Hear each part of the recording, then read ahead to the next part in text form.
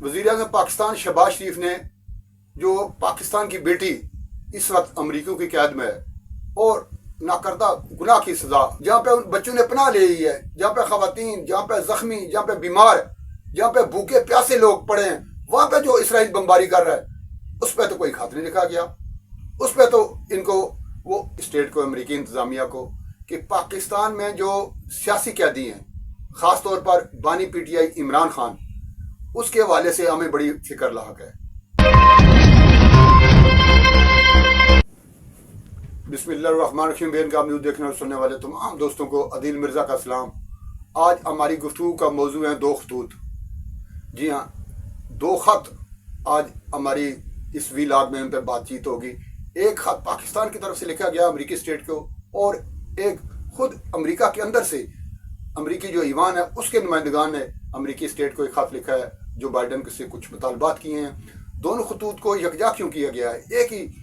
निशिस्त में दोनों पे क्यों गुफ्तगू हो रही है? हालांकि पाकिस्तान की तरफ से गया है, एक अमेरिका के अंदर के से अमेरिकी सदर को ख़त लिखा गया है और अमेरिकी जो स्टेट है उससे कोई मुतालबात किए गए। पाकिस्तान ने भी कुछ मुतालबात किए। ज़ाहिर है दोनों के मौजू अलग होंगे, दोनों के मुतालबात अलग होंगे। जो अपने अपने तफज़ात का इज़हार किया गया है, एक ख़त में पाकिस्तान की तरफ से, एक ख़त में अमरीकी ईवान नुमाइंदगान की तरफ से, मौज़ूआत ज़ाहिर अलग होंगे, लेकिन उन्हें यकजा करने का क्या मकसद है? मैंने अपनी गुफ्तगू में दोनों को क्यों ज़ेर बहस लाया है, इस पर बात होगी। और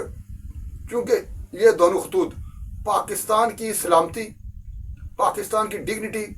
और पाकिस्तान के वक़ार के हवाले से बड़े अहम हैं, इस पे आगे होगा क्या? ज़ाहिर है जिनको ख़त लिखा गया है उन्होंने ही करना है। हम तो सिर्फ इस पे बात कर सकते हैं, इस पे अपना तजिया दे सकते हैं। मेरी राय क्या है वो मैं अपनी राय इस पर दे सकता हूँ। वो दोनों ख़त क्या हैं, मेरी राय क्या है, आज ये आपके सामने रखने जा रहा हूँ। इस पर फैसला आपने करना है कि आप मेरी राय से मुत्तफिक हैं या आपकी इस हवाले से कोई राय अलग है। ये आप अपने कमेंट में हमें बताते रहा करें, बताते रहते हैं। मैं आपका शुक्रगुजार हूँ। जिन दोस्तों ने चैनल हमारा सब्सक्राइब किया हुआ है उनका भी मैं शुक्रगुजार हूँ, और जिन दोस्तों ने अभी तक नहीं किया वो भी कर लें ताकि आप भी जुड़ जाएं बेन का न्यूज़ के साथ। पहले हम जिक्र कर लेते हैं उस ख़त का जो वज़ीर आज़म पाकिस्तान शहबाज शरीफ ने अमरीकी इंतज़ामिया को लिखा है। वज़ीर आज़म पाकिस्तान शहबाज शरीफ ने जो पाकिस्तान की बेटी इस वक्त अमरीकियों की कैद में है और नाकर्दा गुनाह की सज़ा काट रही है, 80 साल। दुनिया का कोई, मेरा ख्याल है, कोई इतना बड़ा जुर्म नहीं है, दुनिया का कोई इतना बड़ा कसूर नहीं है जिसमें इतनी लंबी सज़ा दी गई हो। और इन पे हमारी जो पाकिस्तान की बेटी हैं, इन पे इल्ज़ाम ये था कि इन्होंने एक राइफल तानी थी अमरीकी फ़ौजी की जानब, और उसकी सज़ा 80 साल, नाकर्दा गुनाह, उसकी सज़ा काट रही हैं वो अमरीकी जेल में। उनकी रिहाई के हवाले से और उनकी जो सज़ा दी गई है, अमरीकी अदालत ज़रा सज़ा सुनाई गई थी माफ़ी के लिए, आम माफ़ी के लिए, क्योंकि वो खातून भी हैं, उम्र रसीदा भी हैं, और जो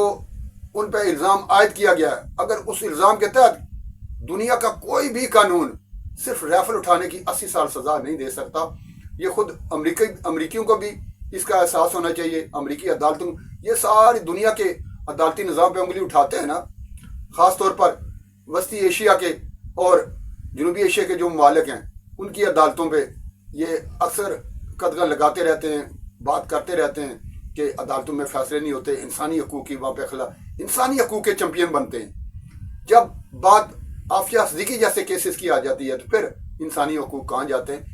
ये एक लंबी बहस है, इस पर बहुत सारे प्रोग्राम हो चुके हैं, हम भी इस पर कई सारी बहुत सारे इस पर प्रोग्राम कर चुके हैं, आइंदा भी करते रहेंगे। और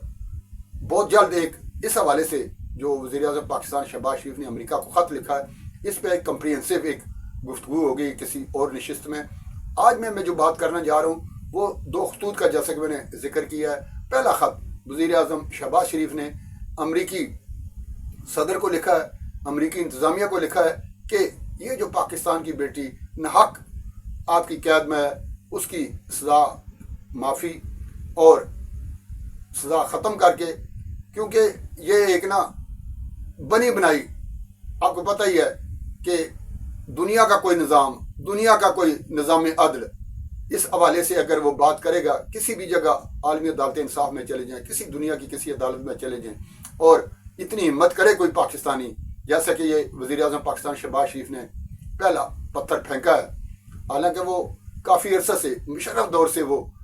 قید میں، امریکی قید میں، اور جیسے میں نے کہا کہ بالکل ناکردہ گناہ کی سزا وہ کاٹ رہی ہیں، اس حوالے سے شہباز شریف نے جو خط لکھا ہے اس پہ ابھی تک امریکہ کی طرف سے تو کوئی رد عمل نہیں آیا۔ البتہ ایک نئے سفارتکار نے اس حوالے سے کہا ہے کہ یہ اگر وہاں کا جو انصاف کا جو ادارہ ہے اگر اس کو خط لکھا جاتا تو بہتر تھا۔ انہوں نے مطلب اس کو خط کو اتنی اہمیت دی ہے کہ اتنا بڑا کوئی ایشو نہیں ہے کہ یہ امریکی صدر کو اس کے لیے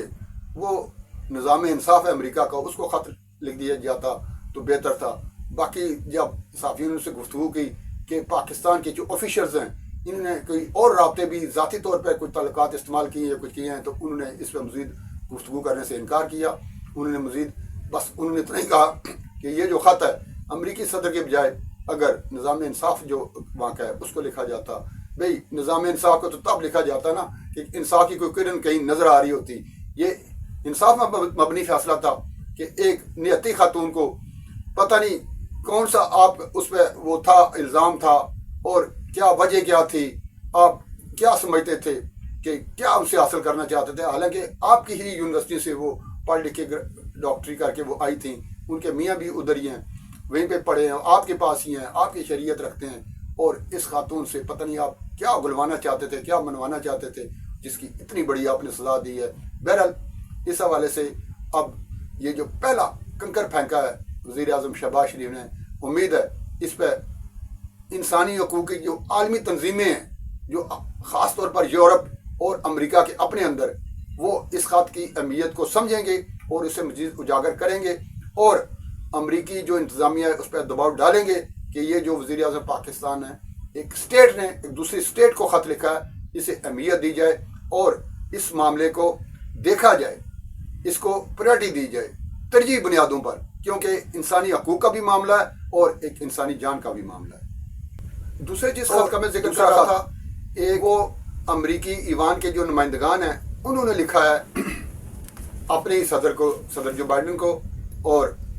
امریکی اسٹیٹ کو، امریکی انتظامیہ کو، کہ پاکستان میں جو سیاسی قیدی ہیں،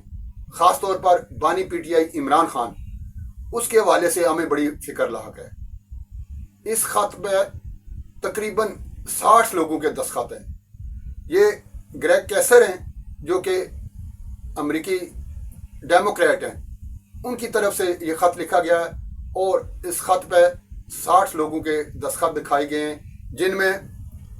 جم میک گورن، سمرلی، Brett Sherman, Krishna Murthy, Judy چو، میکسین ویرس سمیت یہ تقریباً 60 یہ ایوان، امریکی ایوان جو اس کے جو نمائندگان ہیں ان کے دستخط ہیں۔ مطالبہ انہوں نے کیا کیا ہے؟ مطالبہ انہوں نے کیا ہے کہ بانی P T I Imran Khan سمیت جتنے وہاں پہ سیاسی قیدی ہیں ان کے معاملات کو دیکھا جائے، سفارتی ان تک رسائی، وکلاء کی رسائی، جو ہمارے سفارتکار ہیں وہاں پہ، دوسرے ممالک کے جو سفارتکار ہیں، دوسرے ممالک کے جو میڈیا کے لوگ ہیں،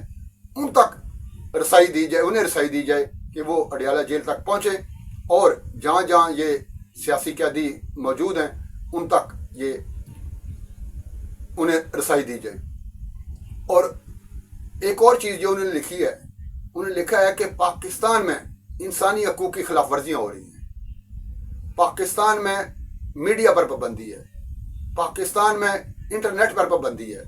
پاکستان میں پتہ نہیں کیا کیا ہے۔ یہ پتہ نہیں کتنے صفحات پر مشتمل یہ خط ہے جو لکھا گیا ہے، لمبی ایک تفصیل ہے جو کہ صدر جو بائیڈن کو اور امریکی اسٹیٹ کو کہا گیا ہے کہ پاکستان کے معاملات میں یہ ذرا بنظر غیر پاکستان کے جو معاملات ہیں اس کا جائزہ لیا جائے۔ میں کہا کرتا ہوں، اتنی دفعہ کہہ چکا ہوں،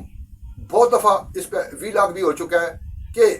امریکہ کی ان دنوں پاکستان کی، ویسے تو ہمیشہ ہی رہتی ہے لیکن ان دنوں بڑی خصوصی نظر ہے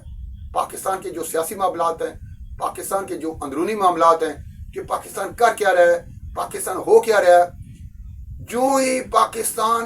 معاشی لحاظ سے کسی بھی اور حوالے سے انگڑائی لینے لگتا ہے، معاملات کچھ بہتری کی جانب جانے شروع ہو جاتے ہیں. پاکستان جب دہشت گردی پر آپ کو پتہ ہی ہے پاکستان کے دو بڑے مسائل ہیں. ایک بڑا مسئلہ ہے آپ کا امن، دہشت گردی پاکستان میں، اور دوسرا ہے معیشت. جب معیشت تھوڑی سی پنپنے لگتی ہے، جب آپ کو امن و امان کی جو صورتحال کہیں بہتر ہونے لگتی ہے تھوڑی سی، تو امریکیوں کے جو ہے نا، وہ جیسے کمپیوٹر میں ایرر آنا شروع ہو جاتا ہے نا، امریکیوں میں ایک ان کے جو نا ارتعاش ہونا جاتا ہے، ارتعاش آ جاتا ہے. ان کی وہ باڈیز جو ہیں، وہ ان کے ذہن جو ہیں وہ کھٹکنے لگتی ہیں، انہیں خطرات منڈلانے لگتے ہیں کہ پتہ نہیں پاکستان اگر مضبوط ہو گیا تو کیا پتہ نہیں کیا قیامت ڈھا دے گا، ہمارے امریکہ کے ساتھ پتہ نہیں کیا معاملہ ہوگا. اور پھر انہیں کوئی نہ کوئی سوچتی ہے جو جس مقام پر ہوتا ہے اس مقام پر رہ کر اپنی حیثیت کے مطابق حصہ بقدر جسہ وہ ڈالتا ہے. اس میں پاکستان کے حوالے سے دباؤ کیسے پاکستان پہ پڑ سکتا ہے، پاکستان کے اندرونی معاملات میں مداخلت کیسے کی جا سکتی ہے، پاکستان کو ایک بار پھر پیچھے سے پکڑ کر کھینچا کیسے جا سکتا ہے. وہ کوئی موقع سے جانے نہیں دیتے. ایک تو وجہ اس کی ہے. دوسری وجہ چونکہ وہاں پہ الیکشن ہونے جا رہے ہیں، اور یہ جن لوگوں نے خط لکھا ہے اور جن لوگوں کے اس خط پہ دستخط موجود ہیں ان میں سے بیشتر وہ اگلا الیکشن لڑ رہے ہیں. اس میں یہ بھی ہو سکتا ہے کہ امریکہ میں جو پاکستانی وہاں پہ موجود ہیں، ان کی نیشنلٹی امریکہ کی بھی ہے لیکن ہیں پاکستانی نیاد، ان کی ہمدردیاں بھی حاصل کرنے کے لیے آپ کہہ سکتے ہیں کہ جس طریقے سے پاکستان میں سیاسی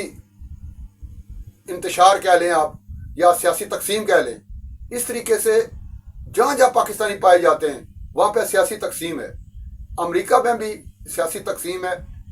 ظاہر ہے اس خط لکھنے کا مقصد یہ بھی ہو سکتا ہے کہ وہاں پہ جو پاکستانی موجود ہیں جو اس حوالے سے اپنی ورد رکھتے ہیں، پریشان ہیں، ان کی ہمدردیاں حاصل کی جا سکتے ہیں. خط کی ایک وجہ تو یہ بھی ہو سکتی ہے. لیکن میں جو سمجھتا ہوں ذاتی طور پر، جو میرا خیال ہے، آپ کا اس سے متفق ہونا ضروری نہیں ہے، وہ یہ ہے کہ پاکستان ایک بار پھر ٹریک پہ آنا شروع ہو گیا. معیشت آپ کی سنبھلنی شروع ہو گئی ہے. آپ کو پتہ ہی ہے کہ اسٹاک ایکسچینج ریکارڈ سطح پہ جا رہی ہے. ڈالر کو لگام لگ گیا ہے، ڈالر نیچے آنا شروع ہو گیا ہے. IMF نے اشارے دے دیے کہ مہنگائی آپ کی نیچے آئے گی، معیشت آپ کی بہتر ہوگی. پہلی دفعہ پاکستان کی تاریخ میں جو بجٹ خسارہ تھا اس میں کمی ہونا واقع ہوئی ہے، اور معاملات کچھ بہتری کی جانب جانا شروع ہوئے ہیں. اور جب پاکستان کے معاملات کو بہتری کی طرف جانا شروع ہو جائیں، حالات کچھ بہتر ہونا شروع ہو جائیں، تو یہ امریکہ کیسے برداشت کر سکتا ہے؟ امریکی جو کانگریس ہیں، وہ اس کے جو ایوان میں جو لوگ بیٹھے ہوئے ہیں، نمائندگان ہیں، وہ انہیں کیسے یہ برداشت ہوگا؟ ظاہر ہے انہیں پاکستان میں انسانی حقوق کی خلاف ورزیاں پھر نظر آنا شروع ہو جائیں گی. پاکستان کے اندر جو معاملات، انٹرنیٹ پاکستان کی جو ہمدردی ہے پاکستانی قوم کی، عوام کا جو جذبہ ہے ان کے اندر، پاکستانیوں سے، پاکستانی شہریوں سے جو وہ محبت رکھتے ہیں، وہ پہ چھلانگے تو مارے گا نا. تو یہ سارا کچھ وہی ہوا ہے. حالانکہ یہ وہ کانگریس کے لوگ ہیں جنہیں نہ تو جلتا ہوا غزہ نظر آ رہا ہے، نہ لبنان پر بمباری نظر آ رہی ہے، نہ کشمیر کے جو حالات ہیں وہ ان کو نظر آ رہے ہیں. ساری دنیا کی اس حوالے سے آنکھیں بند ہیں. اس طریقے جو امریکی ایوان ہے اس نے بھی بلکہ نہ صرف آنکھیں بند ہیں، بلکہ اسی کانگریس میں مزید بل منظور ہو رہے ہیں کہ اسرائیل کو مزید اسلحہ دیا جائے، اسرائیل کی مزید مدد کی جائے، وہاں پہ اسے دفاع کا ایسا مؤثر نظام دیا جائے کہ اگر ایران سمیت کوئی ملک اس پہ حملہ کرتا ہے، جو لبنانی حماس کے لوگ جو ان پہ کر رہے ہیں، حزب اللہ کے لوگ جو کہ اٹیک کر رہے ہیں، ان سے کیسے بچایا جائے اسرائیل کو. اس حوالے سے تو نہ انہیں انسانی حقوق کی خلاف ورزیاں نظر آ رہی ہیں، نہ کوئی جو وہاں پہ خون بہہ رہا ہے وہ ساری دنیا وہ اپنی آنکھوں سے دیکھ رہی ہے، نہ تو وہ کوئی میڈیا دکھا رہا ہے یورپ کا اور امریکہ کا، اور نہ یہ جو پارلیمان ہے پوری دنیا کے، اس میں کوئی ایسا ایک بل آ رہا ہے تاکہ اور کچھ نہ کریں،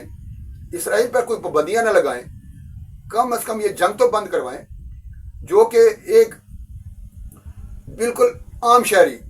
بے گناہ نہتے بچے اسکولوں پہ، اسپتالوں پہ، اور جہاں پہ ان بچوں نے پناہ لے ہے، جہاں پہ خواتین، جہاں پہ زخمی، جہاں پہ بیمار، جہاں پہ بھوکے پیاسے لوگ پڑے ہیں، وہاں پہ جو اسرائیل بمباری کر رہا ہے اس پہ تو کوئی خط نہیں لکھا گیا، اس پہ تو ان کو وہ ادھر نظر نہیں پڑی ان لوگوں کی۔ لیکن پاکستان کا جو معاملہ ہے کہ ایک ایسی جماعت جس نے 9 مئی کیا ہوا ہے، ایک ایسا سربراہ جس نے پورے پاکستان کو الا کے رکھ دیا ہوا ہے، نہ صرف اس کی معیشت کو بلکہ اس کا امن تباہ کرنے پر تلا ہوا ہے، اور جو ہمارے پاکستان کے ریاستی ادارے ہیں ان پہ وہ چڑھ دوڑا ہوا ہے، اور ہماری اس نے جو ایک فوج تیار کی ہوئی ہے جنہیں مکمل طور پر ورلایا ہوا ہے، جس 10-15 سال انہی لابیز جو ہیں امریکن لابیز کی مدد لے کر ایک پارٹی لانچ کی تھی، اور جو اس وقت 10-15 سال کے جو بچے تھے ان کے ذہن میں ایک چیز جو ڈالتے رہے ہیں کہ یہ ریاستی ادارے بڑے ظالم ہیں، ہمارے ساتھ بڑا ظلم ہو رہا ہے، یہ اگر امریکہ ہماری مدد کر دے، اگر یورپ آ جائے، اگر اسرائیل کے ساتھ ہمارے تعلقات ہو جائیں، اگر برطانیہ ہمارے ساتھ کھڑا ہو جائے تو ہم پتہ نہیں کیا کر سکتے ہیں، اور یہ ادارے بڑے ظالم ہیں، ہم پہ بڑا ظلم کر رہے ہیں، یہ ان کے خلاف ایک کمپین چلاؤ۔ مطلب کہ اداروں کے اندر سے اتنا کمزور کر دیا جائے کہ جو حالات آج کشمیر کے ہیں، جو حالات آج غزہ کے ہیں، جو حالات لبنان کے ہیں، ویسے حالات پاکستان کے ہوں۔ جو اسرائیل لبنانیوں کے ساتھ کر رہا ہے، جو فلسطینیوں کے ساتھ کر رہا ہے، انڈیا جو کشمیریوں کے ساتھ کر رہا ہے، کل کوئی بھی اٹھے وہ اشر پاکستان کا بھی کر لے۔ ایک طرف ہمارا افغانستان اور دوسری طرف بھارت، انہیں اتنا مضبوط کر دیا جائے کہ پاکستان اتنا کمزور ہو کہ پھر جو چاہے جو عالمی طاقت جو چاہے وہ پاکستان کے ساتھ کرے۔ یہ ہے ان کا مشن، اور اس مشن کو تقویت دینے کے لیے یہ جو خط لکھا گیا ہے 60 نمائندگان کی طرف سے بلنکن کو اور صدر جو بائیڈن کو، کہ پاکستان کے معاملات کو دیکھیں، پاکستان میں جو مداخلت، اس پاکستان کی جو معاملات ہے، جو اس کی خود مختاری ہے، ظاہر ہے